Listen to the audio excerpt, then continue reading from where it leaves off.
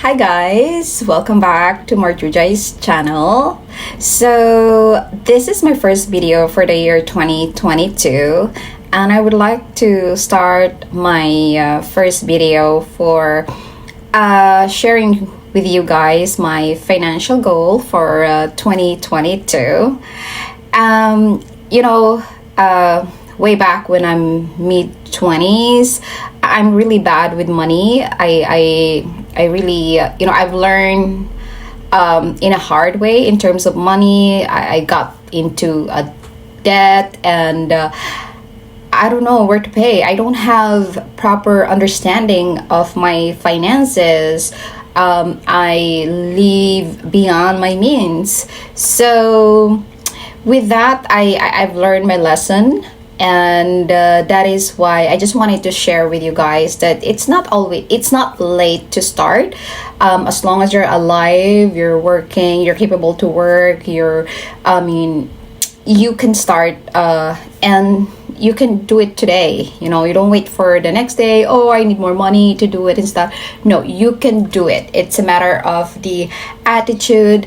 And yeah, so I hope this is gonna be helpful, and I hope you're gonna like it. If you like it, please like the button. If you want to subscribe to my channel, please do hit the subscribe button there. So my first one is watch my spending and write down notes. I know it's very basic, but sometimes we're just lazy to do that.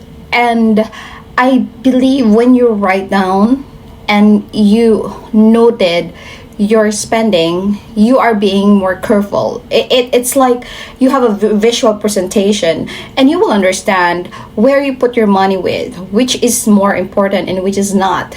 So I highly recommend you do that for yourself. Write down your expenses every month and see if which is just wants and which is needs, which is necessary and which is not. Like, for example, you do have a certain subscription that is not necessary. You can just cancel those subscription, or you're buying some products that it's you can buy cheaper product than that. Those are the things. And if you just put, I know it already, I know my billing, but if you have like a notebook, write down your bills, write down your note, check the amount, and you will be able to know, oh, this is the money that I can save, and you will be able to understand where to put to which is which. So second thing is make sure to only utilize 30% of your credit card credit limit. Yes, that is right.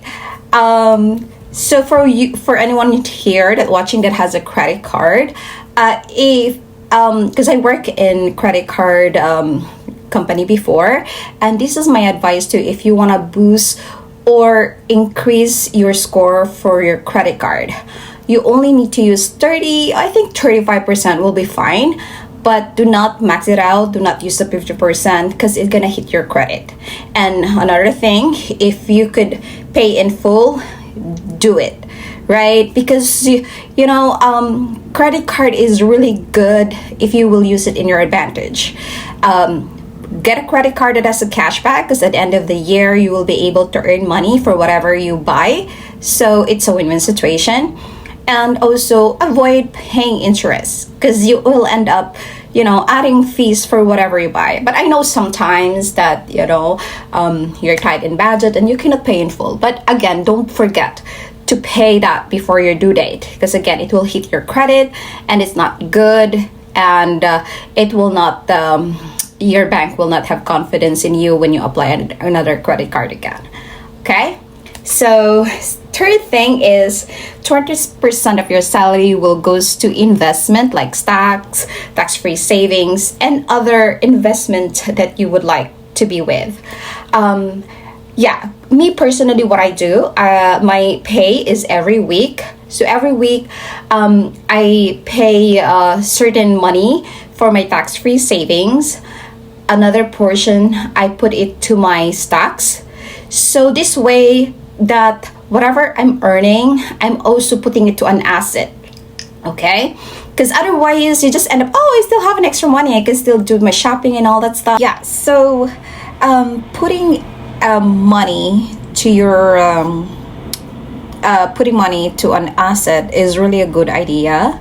As I said, I'm doing that now. Every week, I'm putting money to my tax-free savings, to my to my stocks and stuff. So this way that in my income, I'm putting an asset. It's not just more of billing, and eventually this will help me.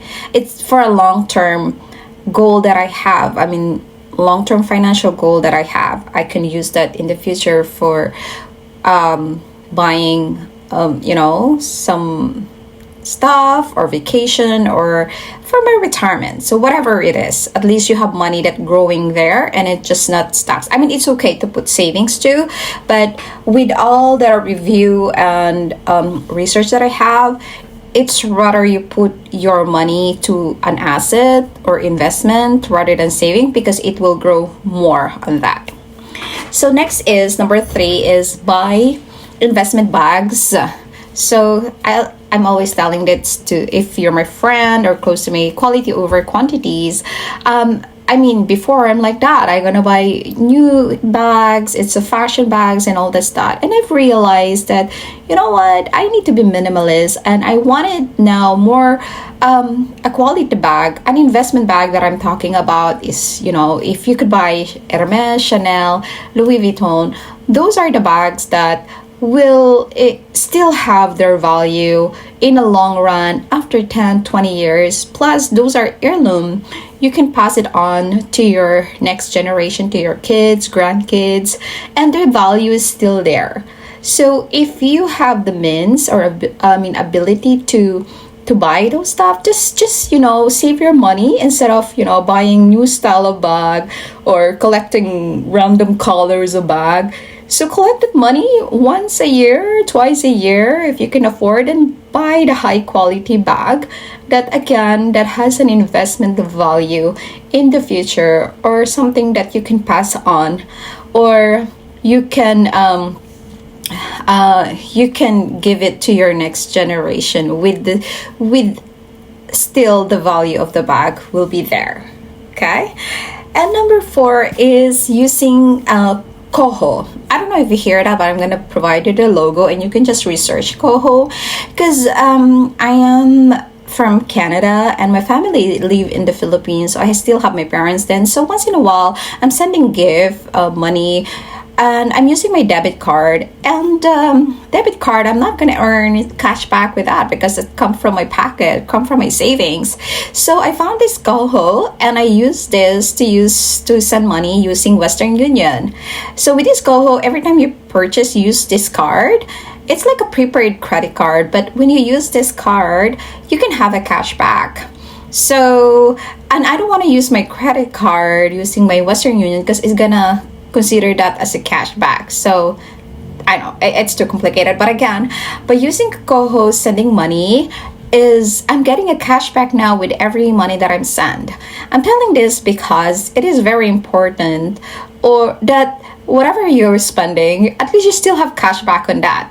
Otherwise, just spend nothing in return. I mean, at least even a little money, you have some return with all your shopping spent, And yeah, so if you could try Coho, and also if you wanted to build your credit, you're a student or your credit is so bad, you can start with Coho. They have a feature there that you can build your credit, so you can visit, and I can provide you my referral too if you want. Number 5 is, as much as possible, use credit card that has a cashback or rewards, and no annual fee. So again, there's some people that telling, oh, I don't want credit card, I have money, credit card is for those broke people. I'm telling you, if you're that person, you are ignorant. Yes, because I work in credit card company. If you know how to use the credit card in your advantage, you're gonna earn money from that. I know some people, you need to be watchful. You should pay your bill in your due date, and if you, as much as possible, pay in full. I mean, of course, as I said earlier, you cannot always pay in full because of the bad wise on spending with credit card. You need to pay in full, or at least minimum, or if more than minimum, that will be great. If you know how to use the credit card wisely, then it will goes to your advantage rather than to the bank advantage. Okay, you don't want them to collect so much interest on you. And also search for a credit card that has a cashback, no annual fee. Again, no annual fee. No. And if you're having a hard time to research that on Google, then you can call your advisor of your bank and ask them, this is what you want. You want a card that is no annual fee and has a cashback, and just use that. Okay. And 6 is stop ordering food or going to the restaurant most of the time. I know I'm guilty on this because I'm working 9 to 5, and then I have 2 kids, so sometimes I'm just so busy and I just end up ordering food online and delivery. But I realize and review my expenses for last year. It's too much. I got crazy with that.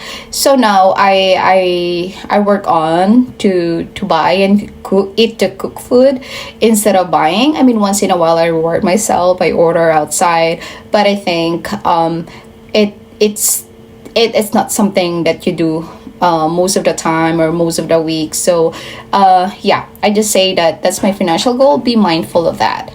And 7 is shopping online because I have this habit that I really wanted to get rid of it already.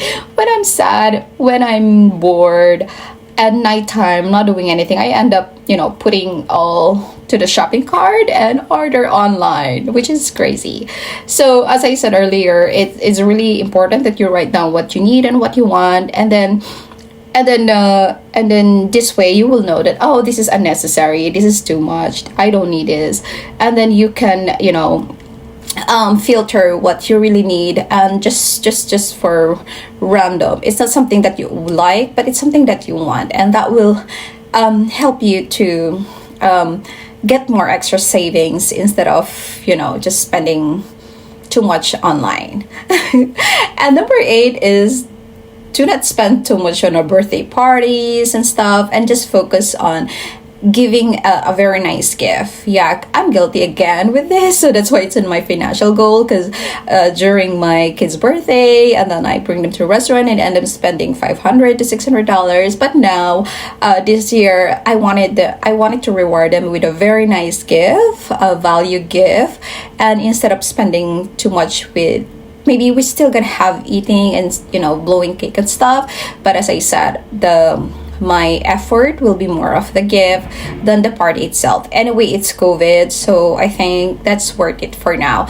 Just focusing on rewarding them for their birthday instead of the party, spending with the party.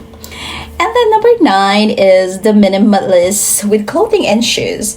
So buy timeless piece, not the fashion. During my younger years, I like fashion clothes. Oh, this is the new for 2022. I'm gonna buy this and stuff. Now I realize I just rather spend with more timeless piece, neutral colors, plain colors, something that I can, use and it's not gonna be out of fashion. So, also, you're not gonna clutter too much clothes in your cabinet, so that's what I do. I already started that last year, not buying too much clothes and end up not using it. I am more of looking for a classic, as I said, plain color, not too much color. This way I can reuse it, I can partner to any color, and that will save you a lot of money too. And number 10, aside from my job, have a small business or side hustle.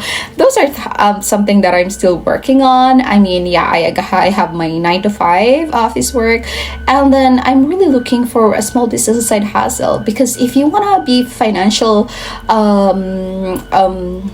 have financial freedom and have more earning, is you should have at least an extra money to your pocket or side hustle. So those are things you can look at, that I'm still trying to look on, having like side hustle for business and stuff. That's it. Those are my financial goal for 2022. And I hope that I'll be able to meet those goals, and hopefully at the end of the year I can tell you how it works, and hopefully I can get more savings and more asset at this time. And how about you guys? What is your financial goal for 2022? If you don't have one, please do. Especially if you're a young professional or young kids. Again, it's not a matter of how much you earn, it's how much you plan for yourself. And that would be really great for you. So again, thank you guys for watching. I hope you enjoy and you've learned something from me. And if you want to say something, please comment below. And if you like it, please hit the like button and subscribe to my channel. Thank you. Bye-bye.